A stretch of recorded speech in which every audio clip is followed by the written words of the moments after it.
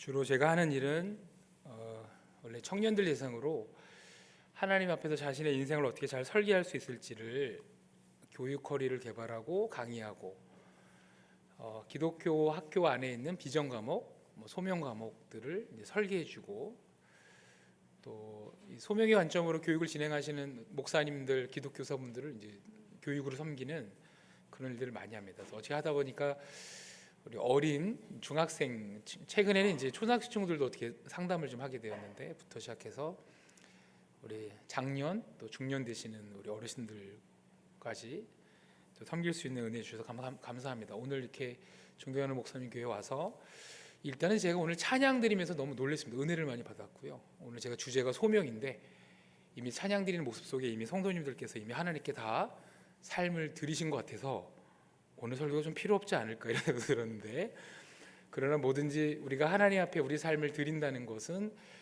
구체적인 게 참 어렵습니다. 구체적인 게. 그래서 한번 우리 옆에 분한테 한번 이렇게 한번 인사하실까요? 신앙은 구체적인 겁니다. 한번 인사하실까요? 신앙은 구체적인 겁니다. 예, 구체적인 게 참 어렵습니다. 그래서 제가 용기를 내고 이미 우리 삶을 이렇게 또 오늘 찬양도 하신 분들도 너무 좀 탁월하십니다. 여러분, 우리 좋은 목사님과 또 좋은 찬양 인도하시는 분들 또 이렇게 사역자님들 계시다는 것 자체가 축복이십니다. 믿으시면 아멘. 예, 정말 이렇게 저도 많은 교회를 섬기고 하지만 이렇게 찬양 시간에 은혜 받는 경우들은 많지는 않아요. 왜냐면 저도 이게 설교 준비하는 긴장하는데 또 오늘은 제가 찬양을 제가 드렸습니다. 많이. 그래서 너무 감사하고요. 오늘 읽으신 말씀은 너무나도 잘 하시는 말씀입니다. 크리스찬들의 삶에 환난이 없으면 좋았겠으나 환난은 반드시 있는 듯합니다. 왜 이렇게 환난이 있는가 했더니 우리가 하나님의 백성이지만 우리가 예수를 믿고 하나님의 자녀가 된 다음에 바로 하나님 나라로 우리를 하나님께서 데려가지 않으시고 이 땅에 남겨주신 이유가 이 땅 안에서 하나님이 누구신지, 하나님 나라가 무엇인지, 그리고 하나님께서 우리에게 보여주신 거룩한 가치, 진리의 말씀이 무엇인지를 우리의 삶을 통해서 드러내시려고 고난이 있다는 것입니다. 말씀을 따라가지 않는 이 세상 속에 말씀대로 살려다 보니 자연스럽게 이제 고난이 따라오는 것이죠. 크리스찬들이 고난을 만나면 좀 힘이 강해지기를 하는 소망이 있습니다. 내가 능력이 많아서 이 고난을 하나도 안 힘들고 그리고 이 고난을 헤쳐나갈 수 있는 능력과 지혜와 강한 힘이 있으면 얼마나 좋을까 하지만 성경을 살펴보다 보면 하나님을 섬겼던 많은 신앙의 선배들이 그렇게 강한 사람들은 많지 않았던 것 같습니다. 그래서 오늘 말씀에서 보면 환난 다음에 오는 것은 인내인 것입니다. 그럼 인내는 참 어렵죠. 인내를 잘할 수 있는 방법이 뭐 있을까요? 없습니다. 그냥 견디는 것입니다.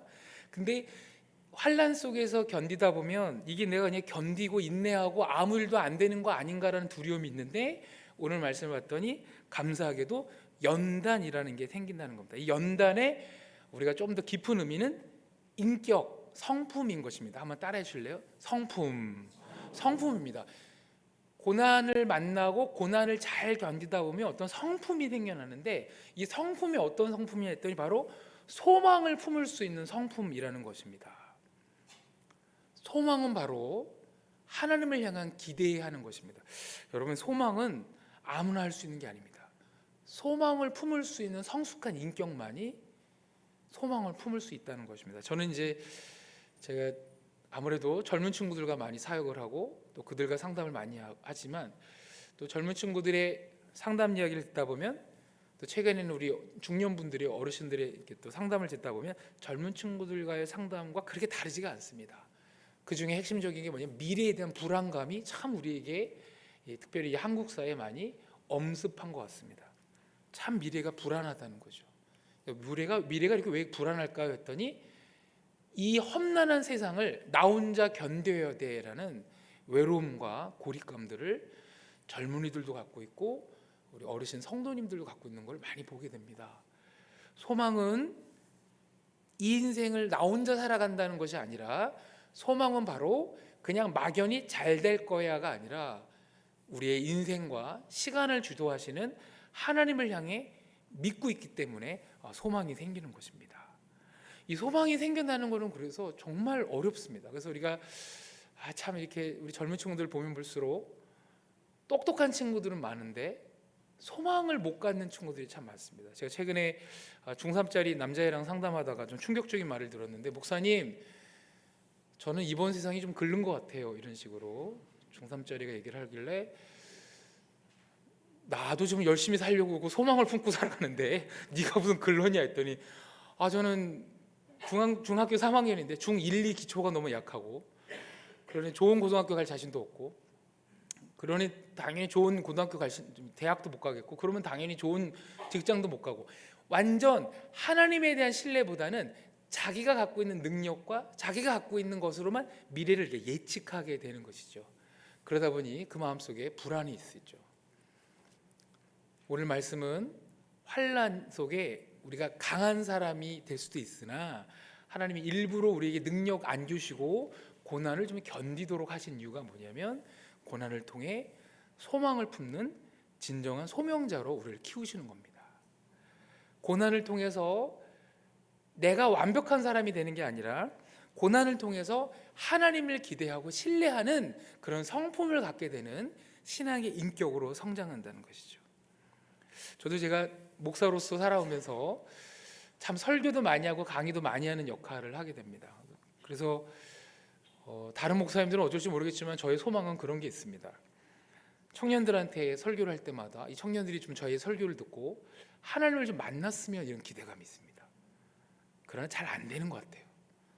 그래서 수련회를 하고 강의를 하다 보면, 특별히 이제 청소년 집회는 더 어렵습니다. 재직으로 섬기시는 분들도 섬김이 결코 쉽기 때문에 하시는 게 아닌 걸로 알고 있습니다. 섬기시다 보면 무능력한 자기의 모습을 발견하게 됩니다. 자신의 한계를 만나게 됩니다. 그럴 때 화내시면 안 되고 짜증내시면 안 됩니다. 역정내시면 안 되시고요. 오히려 그럴 때 인내하시는 거죠. 참 저도 이제 이 중학생들 설교다 보면 좀 너무 슬픈 게, 어쩜 제 설교할 때는 고개를 푹 숙이고 있다가 설교 끝나고 먹을 이제 피자가 배달되면 이 피자 냄새 느끼면서 고개를 들고 회복되는 모습을 보면서, 하나님 정말 제 설교가 피자처럼 또는 치킨처럼 좀 맛있는 설교 좀 하게 도와주십시오. 이게 늘 소망입니다. 소망.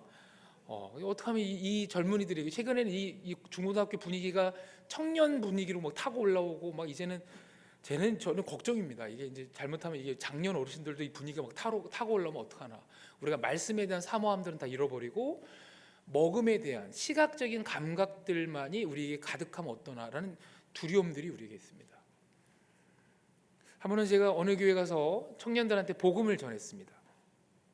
참 감사한 일은 그 청년들 중에는 그러니까 예수를 안 믿는 넌크리스천들도 마침 그 교회에 복음을 들으러 왔습니다.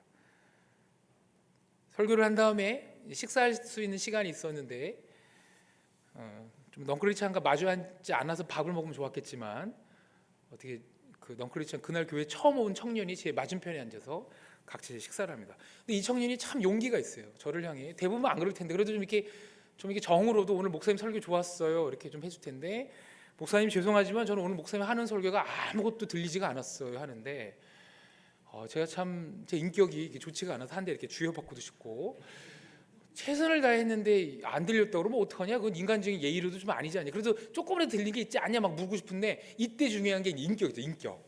소망을 품은 인격이 중요한 거예요. 인격.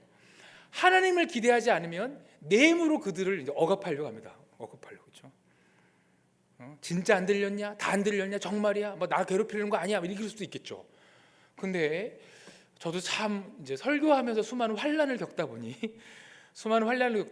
제 인격이 조금 더 괜찮아진 것 같아요. 형제한테, 형제 미안해.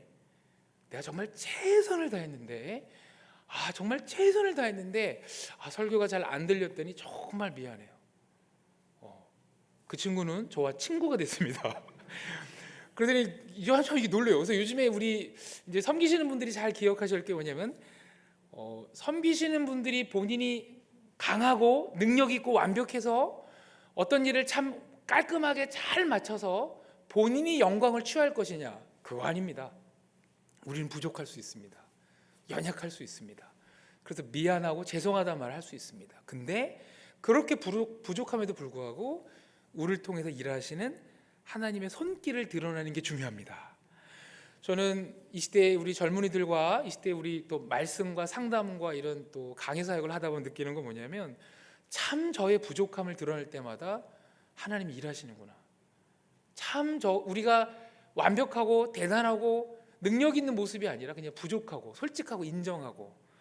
왜 그걸 인정할 수 있습니까? 하나님을 소망할 수 있습니다. 하나님, 앞에 있는 이 아이가 제 설교가 안 들린다고 그러는데 여기다 대고 제가 뭐 왜 안 들렸냐, 내가 웃긴 유머 다 했는데 그런 거는 왜 어떻게 다 이렇게 이해를 하지 않냐, 이게 아니라 하나님을 경외하기에 깨끗이 인정하는 거죠. 형제 정말 미안해, 최선을 다했는데 내가, 그러면서 제 마음속에 뭐가 있을까요? 언젠간 복수해야지. 이게 아니죠. 하나님을 신뢰합니다. 하나님이 일하여 주십시오 했는데, 이게 참 신기하게도요, 이 친구가 좀 놀랬던 것 같아요. 이 친구는 알고 봤더니 이제 교회를 다니면서 목사님들한테 늘 목사님들을 자극하는 말들을 많이 던지는 이 청년이었던 것 같아요.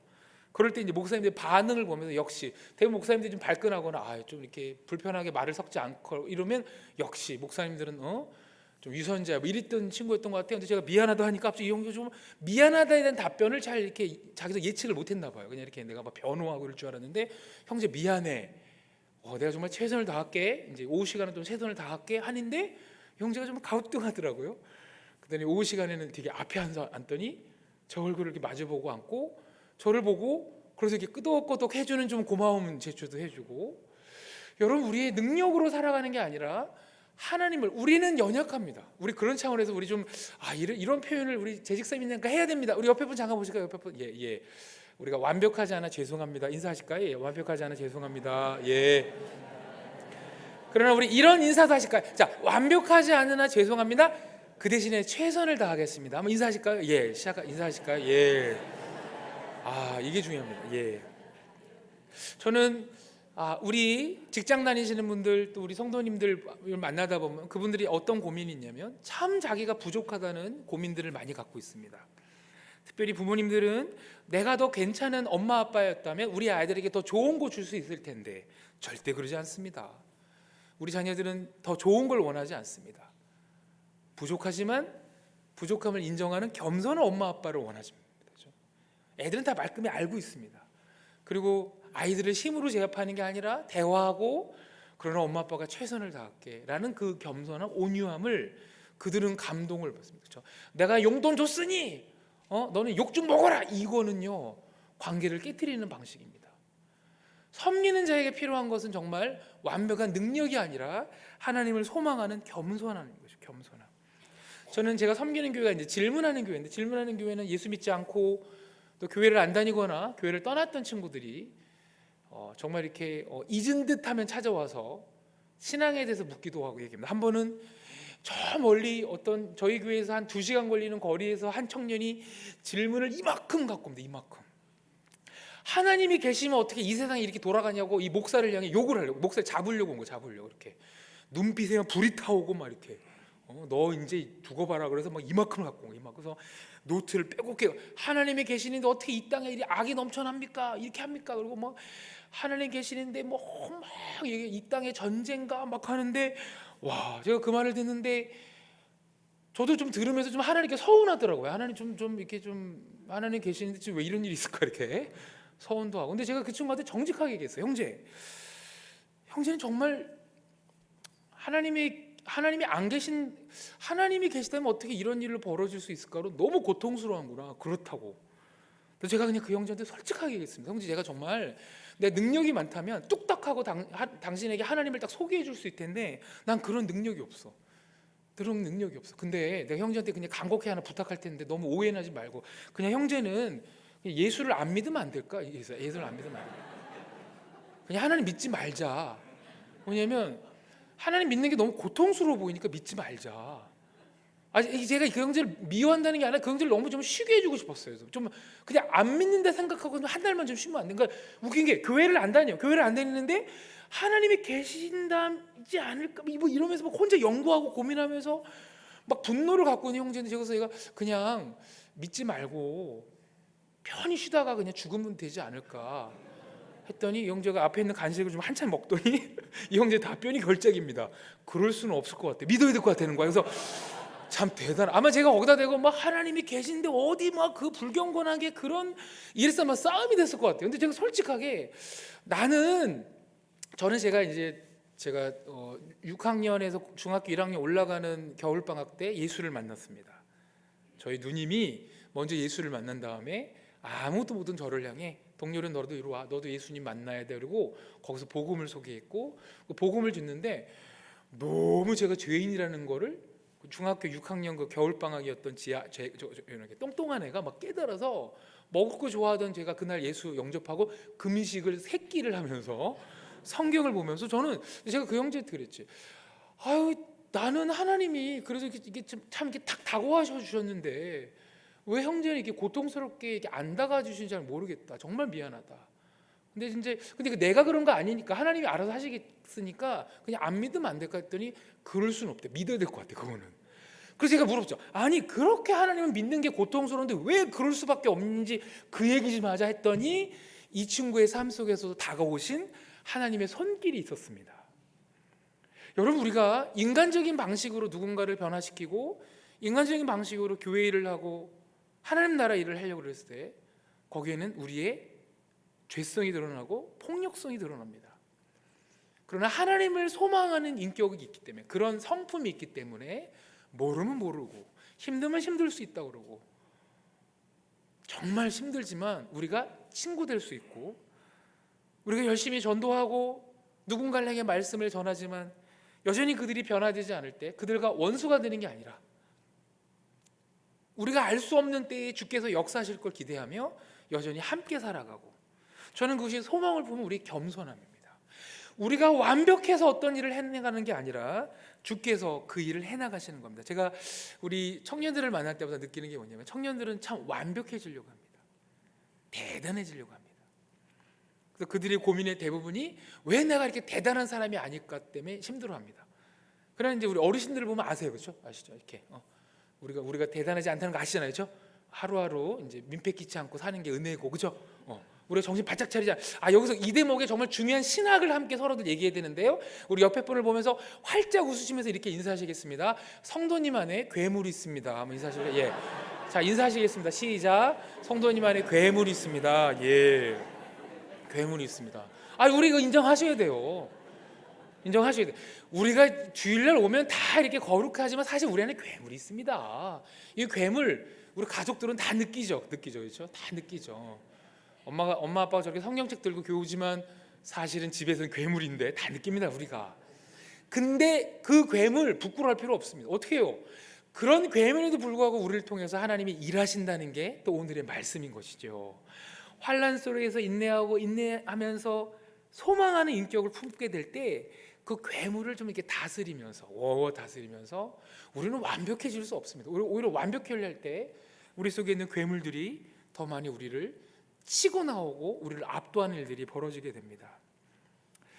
성경에는 소명이라는 단어는 등장하지 않습니다. 부르심이라는 단어들은 등장합니다. 하나님이 우리를 부르신다고 합니다. 그래서 제가 섬기는 단체가 소명교육개발원이라는 단체입니다. 젊은이들이 인생을 설계하고 성도님들이 자기의 미래의 시간을 전망하고 미래를 설계할 때 하나님 앞에서 아름답게 인생을 설계하고 지금의 삶을 설계했으면 좋겠고 아름다운 선택들을 해나갔으면 좋겠다는 마음으로 소명교육개발원이라는 단체가 거의 한 17년 전에 만들어져서, 소명교육개발원의 단체는 몇 가지가 좀 미스테리야, 몇 가지 신비로운 게 있습니다. 생긴 지는 오래됐는데 아무도 잘 많이 모르고, 그리고 정말 꾸준히 좋은 자료들 만들고 좋은 강의안 만들면서 상담하면서 오고 있는데, 우리 인생을 살아가는 그 여정에서 하나님 우리를 부르시는 목적이 무엇입니까? 바로 우리에게 주님의 일을 맡기려고 하십니다. 여러분, 제가 오늘 오면서 조금 욕심내서 우리 성도님들한테 이 강의안을 하나 나눠드렸는데요. 사실 오늘 이 강의안을 다 할 수 없습니다. 시간이 그래서요. 부족할 수도 있고. 근데 이 강의안을 갖고 특별히 여기 계신 청소년, 청년분들 같은 경우, 또 우리 또 재직으로 섬기신 분들 같은 경우도, 또 교회에서 직분을 갖고 계신 분들도 본인들의 섬김들에 대해서 어떻게 좀 바라보면 좋을지 우리가 설교 말미에 좀 설명드리면서 이걸 할 텐데, 부족한 내용들은 인터넷에 들어가면 제가 좀 강의한 게 몇 개 좀 올라가 있습니다. 그럴 때 요거를 좀 충실히 설명한 강의 한 데 있으니까요. 함께 보면서 보시면 유익하리라 보고요. 저는 제가 저에게 주어진 시간 안에서 중요한 거를 우선순위 몇 가지 섬기고 그렇게 또 말씀을 함께 나누고자 합니다. 소명은 주님의 일을 하라고 우리를 부르시는 것입니다. 그렇지 않아도 우리 옆에 분 잠깐 보실까요? 옆에 분 우리 주님의 일을 합시다 하면 이게 인사하실까요? 예, 주님의 일을 합시다. 예, 예. 제가 참 말씀으로 섬길 때 옆에 분들을 참 많이 보시도록 이렇게 합니다. 왜냐하면 옆에 분들을 많이 볼 때 어떤 일이 벌어지면 표정이 살아납니다. 표정이 이렇게 살아나요. 저만 보고 있으면 이렇게 굳어지시는데 이게 서로 보실 때 표정이 살아나시는데 주님의 일이라는 게 참 중요합니다. 하나님 우리를 부르시는데 근데 여기서 중요한 게 하나님과 평상시에 어떤 관계 속에 있느냐에 따라 하나님의 부르심이 반갑기도 하고 무섭기도 합니다. 그렇겠죠? 우리가 싫은 사람이 우리를 부르면 부담됩니다. 그죠? 부담되죠. 싫은 사람이 자꾸 이렇게 막 날 봐요. 죄송합니다. 지하철 밤늦게 탔는데 어떤 분이 막 약주 잡수 줘서 막 출처했는데 막 날 계속 봐요. 날 막 불러요. 그럼 좀 불안해요. 부르면서 하는 말이 너를 위한 계획이 있어. 되게 불안해요. 무슨 계획? 뭐 이렇게 그냥 잘 가세요. 이렇게. 그래서 사실 이 소명이라는 단어는요 복음과 맞물리는 단어인 것이죠. 하나님이 좋아야 하나님이 부르셔서 주시는 것도 기대가 됩니다. 제가 참 부끄러운 것은 저는 총신대 신학과를 나왔었는데요. 총신대 신학과 다닐 때 하나님이 참 싫었습니다. 왜 이렇게 싫었냐면 저는 목사가 되려고 갔지만 하나님 참 싫었어요. 왜 이렇게 싫었냐면 하나님이 너무 나를 막 만들었다 이런 생각을 했어요. 너무 나를 막 만든 것 같아요. 대충 아니 저는 소위 말해 이게 이제 세상이 심어놓은 잘못된 거짓말이죠. 나중에 깨달았습니다. 참 나를 소중하게 지으셨구나. 그렇게 보이시죠? 예, 보이죠? 예. 근데 우리가 세상이 주는 여러분 원수마귀 사탄은 우리에게 거짓말로 다가와요. 거짓말로, 그죠? 거짓말로. 정말 시뻘건 거짓말이 아니라 그럴듯한 거짓말로 다가오는데 그 중에 하나가 바로 우리가 참 볼품없다, 쓸모없다 이런 거짓말로 계속 우리를 공격합니다. 그러다 보니 하나님이 우리를 부르셔서 좋은 거 주시려고 해도 기대가 잘 안 됩니다. 왜냐하면 하나님 나를 저는 또 외모 열등감이 많았습니다. 이렇게 그죠? 외모. 그래서 이제 저희 신학과 동기들 중에 보면 참 조각처럼 생긴 애가 있어요. 공부도 잘하고 왜 저런 애가 신학과 왔지? 약간 죄송합니다, 그렇죠? 우리 목사님도 너무 잘 생겼는데 너무 조각처럼 생긴 그 친구들 보면서 또 열등감. 하나님 누구는 조각처럼 만드시고 나는 대충 버무리고 막 이렇게 버무리고 치대다가 이번 세상 여기까지 하자 이러신 것 같고. 그래서 제가 뼈저리게 느껴서 그런지 상담을 하다 보면 자기 자신이 싫은 사람들은 하나님도 싫어하더라고요. 어떤 일로 인해서 자기가 너무 싫어요. 자기가 너무 자기가 좀 부족하고 능력도 없는 것 같고 참 볼품없다 여길 때는 하나님도 싫어. 왜? 하나님은 나에게 별로 능력도 안 주신 것 같고 좋은 거 안 주신 것 같다라는 불만들이 많이 있다는 거예요. 근데 하나님을 깊이 만나고 제 도서관 4학년 때 예수 그리스도의 복음을 묵상하다가 저도 모르게 저를 이렇게 안았어요. 이렇게 너 참 고생했다. 너 참 소중하게 태어났는데 왜 내가 너 이렇게 무시했지? 예수님을 십자가 달려 죽이시기까지 나를 이토록 사랑하신 분이 나를 참 소중히 여겼는데. 여러분 우리 신앙의 여정은요 토마스 아켄퍼스라는 유명한 영성학자라는 그분은 이런 말이 합니다. 내가 나를 보는 시각에서 하나님이 나를 보는 시각으로 옮겨가는 것이 신앙의 여정인 것입니다. 다시 한번 내가 나를 보는 시각에서, 그러니까 내가 나를 보는 관점에서 우리가 우리를 보면요 다 한심합니다. 아까 했죠. 우리 안에 괴물을 봅니다. 답답하고요. 하고 싶은 건 참 많은데 참 능력은 없고요. 참 오늘 제가 와서 여러분들 너무 오늘 찬양에 은혜 받다 보니까 저희 치부를 다 드러내는데 저는 한때 로또도 했어요. 로또, 복권. 왜냐면 하나님 저에게 꿈을 주셨는데 이 꿈을 이룰 수 있는 돈이 없는 거야. 아무리 기도해도 돈을 안 주세요. 그러면 하나님 로또군요. 그래서 혼자 6자리를 외우고 6자리 저 나름대로 거룩하게 원칙 6자리 이렇게 7 들어가고 뭐 이렇게 12 들어가고 이렇게 혼자 막 웃긴 거죠. 신학을 해서 신학을 그런 데 써먹는 거죠. 7, 24 뭐 이렇게 24장 이렇게 막 혼자 막 그리고 그걸 4개월 동안 2장도 안 샀어요. 왜냐면 2장 사면 그건 요행을 바라는 거예요. 한 장 하나님 한 장 역사하시 뭐 이렇게 기도하면서 로또를 샀는데 나중에 로또가 저를 삼켰어요. 예, 주요 진짜 로또가 왜 삼켰냐면 로또를 안 사면 불안한 거예요. 하나님을 신뢰하는 게 아니라 로또를 신뢰하게 되는 거예요. 그래서 제가 로또를 잊게 해달라고 2달 동안 더 기도했어요. 그래서 번호를 지금 거의 다 잊었어요. 한 2개 정도 20이 기억나나? 아무튼 거의 다 잊었는데 우리 안에 정말 우리가 하나님 앞에 뭔가를 하려고 해도요 참 우리가 능력 없음을 바라보게 됩니다.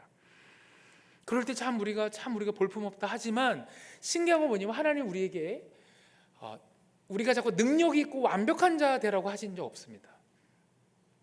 오히려 하나님 우리에게 부탁하시는 한 가지가 뭐냐면 연약한 모습 그대로 하나님을 닮아갈 것을 소망합니다. 그래서 오늘 나눠주신 강의안이나 오늘 이 소망에 대해서 얘기하면서 함께 꼭 나와야 될 게 뭐냐면 정말 우리가 서로를 향해 소망을 품고 이 시대를 향해 소망을 품고 우리에게 맡겨진 일을 감당할 때 가장 중요한 게 바로 그래서 사람들과의 관계에서 거룩함을 유지해야 되는 것입니다. 한번 따라해 주실까요? 하나님의 나라는 관계 속에 임합니다. 여러분 이게 너무 중요합니다. 하나님이 우리에게 능력을 안 주신 이유는 어쩌면 관계 속에서 하나님의 성품을 품고 인내하고 온유함으로 겸손함으로 서로를 대하도록. 능력이 많으면 교만해요. 사람들을 함부로 할 수도 있는데 그게 아니라 연약하지만 하나님을 소망하면서 서로를 겸손히 대하도록, 그 겸손히 대하는 그 모습 속에서 하나님 나라가 이루어지는 것입니다. 여러분 성경에 보면 하나님 나라는 능력 있는 자를 통해 이루어지는 게 아니라 하나님의 성품으로 관계를 맺는, 하나님의 성품으로 사람을 대하는 곳에서 하나님 나라가 임하는 것입니다. 출애굽한 이스라엘 백성들을 향해서 하나님의 백성답게 살기를 10계명이라는 관계에 대한 법을 주셨습니다. 하나님과 우상처럼 관계 맺지 말고 사람들과 정말 이렇게 하나님의 성품으로 관계 맺고, 산상순을 통해서 예수께서도 아름다운 관계 맺기를 이야기하시고, 여러분 이사야 보면요 장차 하나님 나라가 도래하면 사자와 이리가 어린 양과 뛰어논다. 여러분 사자와 이리에게 어린 양은 뭐죠? 먹이죠. 먹이를 어떻게 우정을 나누고 뛰어노는 일이 벌어집니까? 관계가 새로워지는 것입니다. 능력으로 누군가를 압제하는 게 아니라 능력으로 뭔가 잘난 체 하는 게 아니라 정말 겸손함으로 소망을 품은 인격으로 함께 살아가는 자, 함께. 제가 이런 설교하다 보면 많은 분들이 이런 상담을 많이 합니다. 참 저는 능력이 없어요. 능력이 없어도 사랑함으로 서로를 품을 수 있습니다. 믿으시면 아멘. 여러분 이게 너무 중요합니다. 여러분 사랑은요 능력이 없어서 할 수 있는 게 사랑입니다. 사랑은 능력이 없어서 할 수 있는 게 사랑인 것이죠. 사랑은 완벽해서 하는 게 사랑이 아니라 능력이 없어서 할 수 있는 게 사랑이고, 하나님 너무너무 부족하지만 부족한 저의 이 부족함을 하나님이 쓰셔서 저들에게 사랑으로 이것이 전달되게 도와주십시오. 특별히 여러분 사랑은 우리의 힘과 능력이 아니라 바로 마음이죠. 마음. 정말 저 사람을 정말 아끼는 마음입니다. 제가 한번 어떤 청년을 만난, 이 청년은 교회를 떠났다가 다시 교회를 돌아온 청년입니다. 3년 만에. 여러분 교회를 떠났다가 교회를 돌아오는 게 참 많은 경우들이 있긴 있지만 3년 만에 돌아온 케이스 그 청년을 보면서 제가 불렀어요. 야, 너는 어떻게 교회를 또 다시 돌아오게 됐냐 했더니 이 형제가 웃으면서 하는 말이 뭐냐면 어떤 권사님 얘기를 들려드립니다. 이 권사님은 초등학교도 국민학교도 다 못 나오셨던 권사님이셨는데, 이 권사님은 자신이 정말 이 어린 학생들, 청소년, 청년들, 또 교회에 계신 성도님들을 섬기는 방법이 뭐냐면 부족하지만 내가 가장 잘 할 수 있는 방식이 무엇이냐? 요리였어요. 요리를 해주는 거예요. 요리. 그래서 청년들한테 늘 질문합니다. 너 뭐 먹고 싶어? 중고등부 애들한테 늘 물어요. 뭐 먹고 싶어? 그럼 진짜 해주십니다. 이렇게. 이 교회를 떠났다 돌아왔던 청년이 중고등학교 시절에 이 권사님을 통해서 뭐 먹고 싶니를 늘 많이 들었기 때문에 어느 교회 가나 늘 이런 분들은 계신가 보지 이렇게 생각했는데, 교회를 떠난 3년째 되던 곳에 어느 날 이 청년 말이에요. 비 오는 어느 날 혼자 저녁을 먹는데 이게 자기는 하나님의 음성이었대. 음성. 뭐 먹고 싶니? 이렇게 자꾸 이렇게 자기한테 음성이었대요. 뭐 먹고 싶니? 왜냐면 교회를 떠나고 그 권사님을 안 만나고 보니 세상 어디 가도 나를 향해 뭐 먹고 싶냐고 물어보는 사람이 한 명도 없더래요. 심지어는 부모님을 향해서 엄마 왜 반찬이 먹어? 이렇게 먹어라 이렇게. 이 형제가 밥을 먹고서 이렇게 울었대요. 신기하죠? 하나님의 사랑이 역사하시는 방식은요, 사실은 무슨 유창하고 완벽한 방식으로 역사하시는 게 아니라 그 마음속에 사랑을 담은, 중심을 담은 그 한마디가 사람들을 움직이는 거죠. 그것을 그 아이가 그 주로 교회를 다시 찾아왔다는 거죠. 근데 마침 거기에 권사님이 계신 거야. 권사님 보자마자 뭐라고 말했을까요? 뭐 먹고 싶어를 뭐 먹고 싶어. 이거 뭐 어제 보신 것처럼 또 다시 왜 교회를 떠났냐 이게 아니에요. 뭐 먹고 싶어. 여러분, 사랑은요, 그래서 사랑은 무슨 대단한 화려한 능력이 아니라 너를 정말 아껴. 내가 줄 수 있는 최선은 이거야. 부족하지만 이거야. 그거를 통해 하나님은 주께서 선한 일을 해나가신답니다. 제가 참 여기 어르신들 계셔서, 자, 우리 중고등부 우리 어린 친구들 맞춰서 지금 막 설교를 하는 건 아닌데, 우리 중고등부와 우리 청년 분들이 계시다면 정말 우리가 이 젊은 시절에 깨달았던 게 뭐냐면, 완벽한 자가 되는 게 중요한 게 아니라 부족해도 사랑을 할 수 있는 자가 되어야 되는 것입니다. 부족해도 하나님을 신뢰하고 소망하면서 사랑을 할 수 있어야 되는 거죠. 내가 자꾸 완벽한 다음에 사랑하리라, 절대 아닙니다. 부족해도 사랑할 수 있어야 됩니다. 여러분, 그런 차원에서 여러분들에게 맡겨진 일들, 청소년 친구들은 장차 내가 하고 싶은 직업들, 청년 직장인들은 본인의 전공과 지금 하고 있는 어떤 직장에서 일들을 향해 한번 소망과 사랑의 관점으로 바라봐야 될 몇 가지 관점이 있습니다. 우리가 일을 바라볼 때 어떻게 바라봐야 될까요? 나에게 어떤 일이 주어졌습니다. 첫 번째, 이런 마음이 있습니다. 내가 이 일을 잘해서 사람들에게 인정받아야지. 이런 마음이 찾아올 수 있습니다. 정말 잘해서. 그래서 이런 마음을 품고 계신 분들은요, 정말 열심히 하는 그 목적이 이 일을 통해서 누군가를 사랑하려는 건지 아니면 나만을 사랑하는 건지 처음엔 별로 티가 안 납니다. 근데 일이 본인이 기대하는 만큼 잘 안 됐을 때 그때 분노하기 시작합니다. 정말 이 일을 잘해서 내가 사람한테 인정받아야지. 두 번째, 이 일을 잘해서, 교회에서 섬기시는 일은 아니지만 일반적인 직장에서 이 일을 잘해서 내가 돈을 많이 벌어야지. 이런 마음 품을 수 있습니다. 세 번째, 이 일을 잘해서 내가 권력을 잡아야지. 그러나 오늘 말씀드리는 하나님의 백성으로서 우리가 일을 하고 우리에게 맡겨진 일을 하는 가장 중요한 원칙은 이 일을 잘해서 사람들과 아름다운 관계를 맺어야지. 믿으시면 아멘. 정말 이 일을 잘해서 내가 대단한 사람이 되고 뭔가 이익이 많이 생기고 내가 능력 있고 힘 있는 자로서 인정받는, 대부분 우리가 이익과 권력은 내가 다 대단한 사람이 돼야 되는 1번에 다 수렴되는, 1번에 해당되는 것입니다. 다시 말하면 이 일을 잘해서 내가 참 대단한 사람이 돼야지 해서 이 일을 잘해서 정말 누군가를 잘 사랑해야지. 완전 다른 것입니다. 완전. 여러분, 우리가 창세기 3장 5절에 보면 원수마귀 사탄이 인간에게 거짓말을 심어줍니다. 어떤 거짓말을 심어주냐면, 인간은 하나님을 만나기 위해 하나님과 관계 맺고 또 타인들과도 관계 맺으면서 아름답게 살기 위해 지음받은 존재인데, 원수마귀 사탄은 어떤 거짓말을 주냐면, 하나님과 관계 맺고 사람들과 아름다운 관계 맺는 게 중요한 게 아니라 너 스스로가 하나님이 되라 라는 교만을 우리에게 심어 주었습니다. 이 교만은 우리가 예수 믿은 다음에도 사라지지 않습니다. 끊임없이 우리에게 도살입니다. 도살해서 정말 사랑으로 그 일을 하는 게 아니라 소망으로, 하나님을 기대함으로 소망으로 하는 게 아니라 자꾸 내가 대단한 사람, 완벽한 사람, 멋있는 사람이라는 자기숭배의 집중으로 너무 나갑니다. 거기에는 참 내가 볼품이 없어요라는 고통도 있습니다. 그런 점에서 우리 잠깐 우리 옆에 분을 한번 이렇게 인사하실까요? 우리 성도님은 완벽하지 않으나 소중하십니다. 한번 인사하실까요? 예, 성도님 완벽하지 않으나 소중하십니다. 예. 특별히 우리 자녀분들 계신 우리 성도님들은요, 자녀들 이 얘기를 많이 해주셔야 됩니다. 그렇다고 대놓고 너는 완벽하지 않으나 이러면 큰일 나고요. 자녀들이 실패했다고 느껴지는 순간, 엄마 나 이번 시험을 좀 잘못 본 것 같아, 나가, 이게 아니라 이리 와봐, 꼭 안아줘서 두 가지만 물을게. 첫 번째, 컨닝했니 아니니? 안 했으니까 잘 못 봤지. 안 했으니까. 너 나름대로는 그래도 최선을 다한 거 아니? 그래, 최선을 다한 것 같아. 그러면 됐어. 하나님이 쓰시는 것은 별거로 쓰시는 게 아니라 거기에 임했던 우리의 성품으로 쓰시는 거야. 믿으시면 아멘. 여러분 신기한 건 뭐냐면요, 참 똑같은 환경이고 똑같은 조건이지만 똑같이 공부를 해도요 이게 다를 수 있습니다. 왜 그럴까요? 우리가 이제 이 부모 세미나는 아니지만 그래도 우리 자녀들과 중요하고 이것도 이게 말씀드리면 의외로 성도님들이 본인한테도 적용할 필요가 있습니다. 왜 난 저 능력이 없을까 이러지 마세요. 공부를 잘 못하는 우리 자녀들과 제가 상담도 많이 합니다.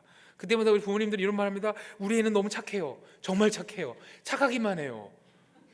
그러나 머리는 좀 이렇게 얘기하세요. 공부하는 머리가 없나 봐. 아니 어머님 머리가 없다라고 하시면 안 돼요. 한번 따라해 줄래요? 뭔가 더 있다. 뭔가 더 있는 겁니다. 뭔가 이렇게 사람이 뭔가 잘 안 움직이면 좀 사람이 좀 뭔가 좀 비었나 이게 아닙니다. 뭔가 더 있기 때문에 못 움직이는 겁니다. 제가 그래서 공부를 잘 못 따라가는 친구를 만나서 물어봅니다.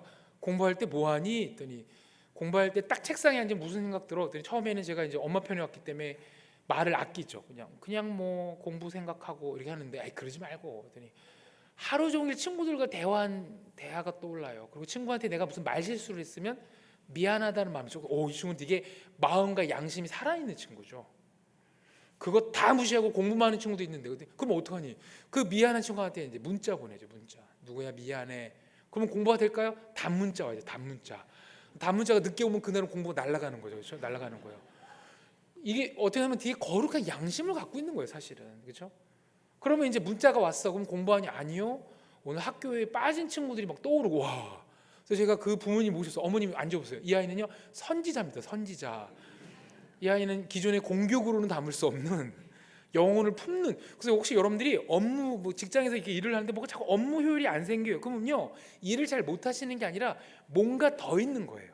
걱정이 더 있으시든 아니면 하고 싶은 일이 더 있으시든. 제가 이제 예전에 작년에 우리 뭐죠? 60한 5세 되시는 권사님이 저희 센터에 찾아서 상담을 오셨어요. 이분이요 65세 되시는 권사님인데 이 권사님이 뒤늦게 본인의 은사를 찾으신 거예요. 이분이 무슨 은사일까요? 자기는 시를 쓰고 싶다는 거예요. 시를. 대단하시죠? 65세에 자기 은사를 찾으신 거예요. 근데 교회만 가면 주방으로 날 밀어놓아요. 그래서 교회만 가면 설거지만 해야 돼요. 난 시 쓰고 싶. 이분 그렇죠? 교회에서 막 이렇게 문구도 만들고 싶고 하는데 교회에서 물론 다 할 수는 없죠. 근데 본인이 하고 싶은 게 더 많은데 그렇지 못할 때 힘든 거예요, 실제로.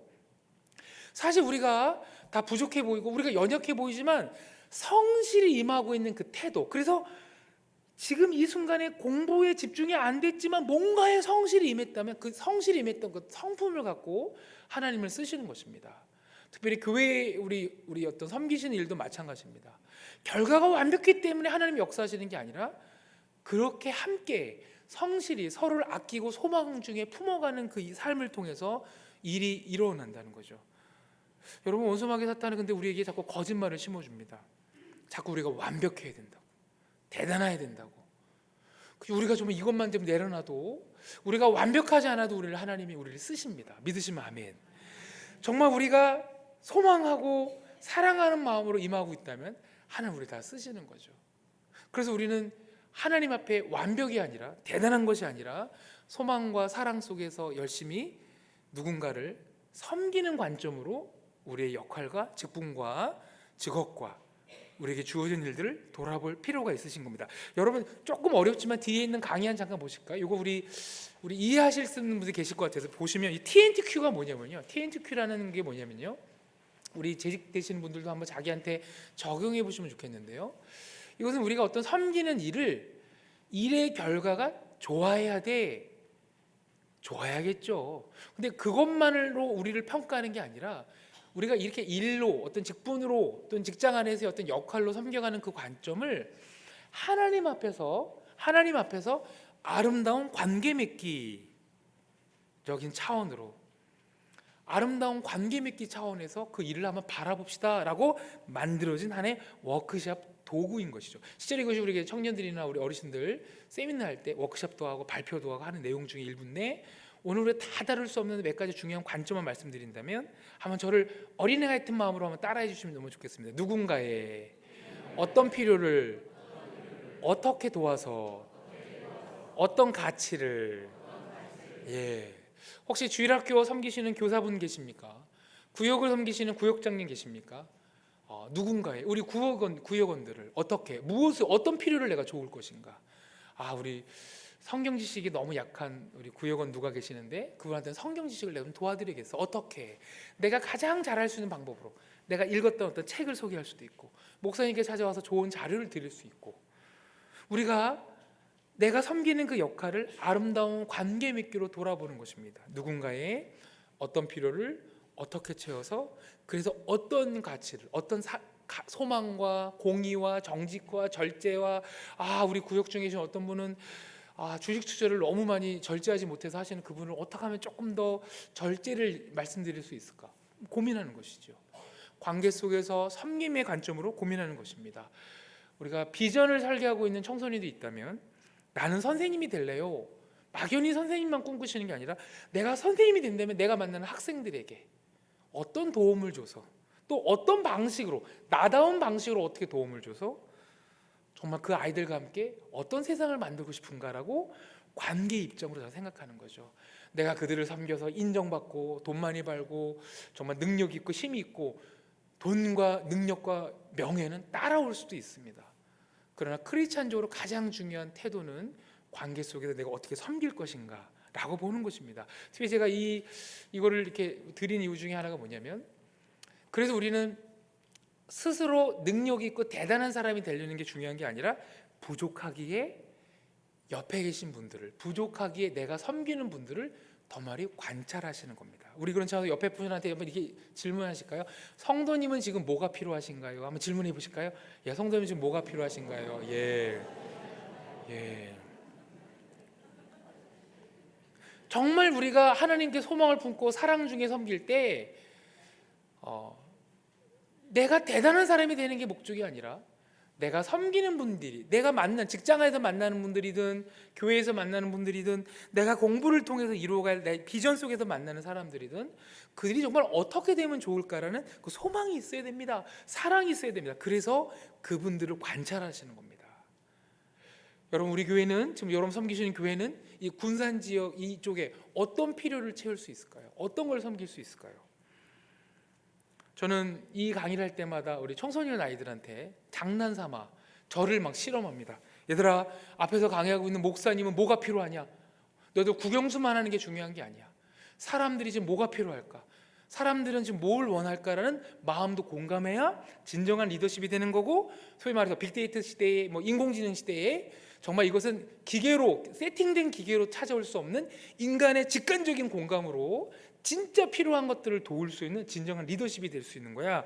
앞에서 강의하고 있는 목사님은 뭐가 필요할까? 아이들은 정직합니다. 다이어트요부터 시작해서 피부가 안 좋으니까 스킨케어부터 시작해서 이거는 다 참을 수 있었어요. 근데 고개 푹 숙이고 있던 한 녀석이 갑자기 저의 핵심을 찔렀어요. 저는 그날 수업을 못했어요. 목사님 뭐가 필요할까?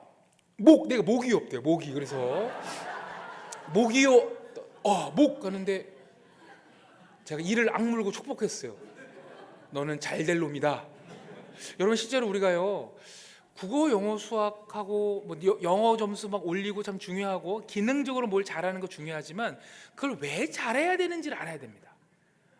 성도님들 열심히 섬기시는 게 중요한데 왜 열심히 섬겨야 되죠? 하나님을 섬긴다는 게 무엇이죠?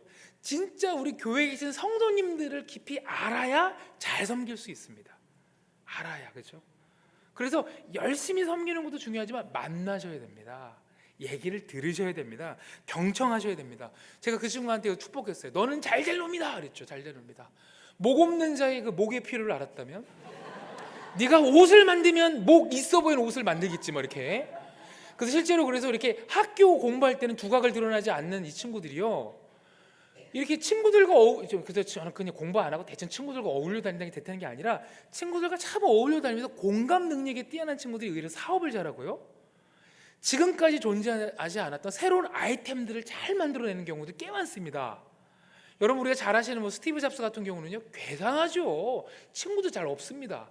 근데 사람들이 뭐가 필요한지에 대한 그 감각에 대한 게 탁월한 거예요. 실제로 이렇게 어울리면서 사람들이 이렇게 막 싸워가면서 실제로 자기도 경험하면서 자기가 있었던 게 무엇인지 자기 안에 있는 고뇌를 겪으면서 여러분 그래서요 우리가 열심히 섬기시지만 옆에 계신 분을 잘 만나서, 우리가 완벽해서 만나는 게 아니라 부족하지만 만나서 얘기 듣고 또 듣고, 특별히 여기서 어떤 비전과 어떤 직업에 대한 목표를 갖고 있는 청소년, 청년분들이 계시나요? 무조건 달려가지 마시고 그 일에 종사하시는 분들을 꼭 한번 만나보십시오. 그분들의 이야기를 꼭 들어보십시오.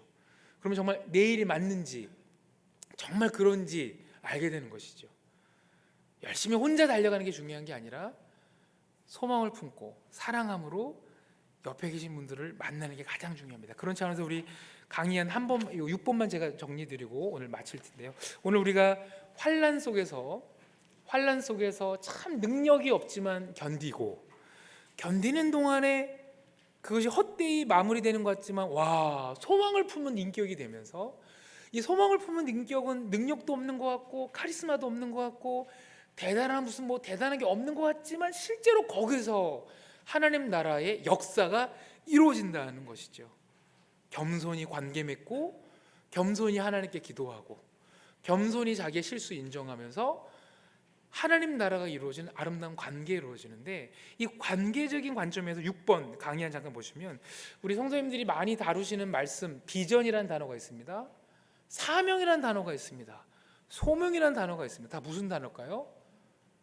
하나님이 허락하신 사람들과 아름다운 관계 맺겠다, 세상과 정말 아름다운 관계를 맺겠다 할 때 비전, 사명, 소명이라는 단어들을 사용하시는 겁니다. 여러분, 비전은 뭐냐면 내가 섬기는 저 사람들이 하나님 보시기에, 정말 하나님 보시기에 원하시는 모습들로 온전히 회복되면 좋겠다. 그게 비전인 것입니다. 이게 바로 소망이죠. 소망. 그래서 비전은 소망인 것입니다. 하나님, 정말 안타깝습니다. 저 사람이 예수 믿으면 좋겠고, 저 사람이 정말 신앙에 성장이 있으면 좋겠는데 제 힘으로는 그걸 이끌어낼 수는 없습니다. 근데 하나님이 하실 걸 소망합니다. 소망입니다. 사명은 뭘까요? 소망하기 때문에 나의 방식으로 사랑하는 것입니다. 작지만 부족하지만 사랑하는 것입니다. 자신이 갖고 있는 무엇이로도 사랑하는 것입니다. 소명은요, 누군가를 향해 소망을 품고 누군가를 향해 사랑하는 이 모든 마음을 내가 착해서 가진 게 아니라 하나님이 심어 주신 것입니다. 올 한 해에 우리가 하나님께 쓰임받는 한 해가 되기를 소망합니다. 그러나 이 쓰임받는 삶은 혼자 열심히 해서 되는 게 아니라 소망을 품고 비전을 품으셔야 됩니다. 하나님, 내가 누구를 섬길까요? 부족하지만 누구를 섬길까요? 그리고 그들을 어떻게 사랑할까요? 부족하지만 그들 옆에 있겠습니다. 우리 그런 차원에서 우리 옆에 분한테 한번 축복하실까요? 이렇게 하네요. 제가 완벽하지 않으나 제 옆에 꼭 계셔 주십시오. 인사하실까요? 예. 제가 완벽하지 않으나 제 손에 꼭 있어 주십시오. 예. 여기서 우리가 좀 안타까운 말이지만 그러나 행복감으로 인사하시면 좋겠는데, 제가 가끔 괴물되지만 제 옆에 꼭 있어 주십시오. 한번 인사하실까요? 예. 제가 가끔 괴물되지만, 예. 참 놀라운 건 뭐냐면 우리가 가끔 괴물이 되기도 하지만 그러나 놀라운 거는 사랑이 나가기도 합니다. 맞죠? 그래서 어떤 분이 저분이 좀 왜 저렇게 행동하지? 실망스럽지만 실망해서 끝나면 안 됩니다. 하나님이 저렇게 저분이지만 또 저분을 통해서 사랑이 나가는, 왜? 나도 부족했지만 사랑이 나갔던 것처럼 저분이 좀 부족하지만 언젠가는 또 하나님의 사랑이 나가시는 분이야라고 소망하는 거죠. 그래서 사랑함으로 다시 옆에 가는 거죠.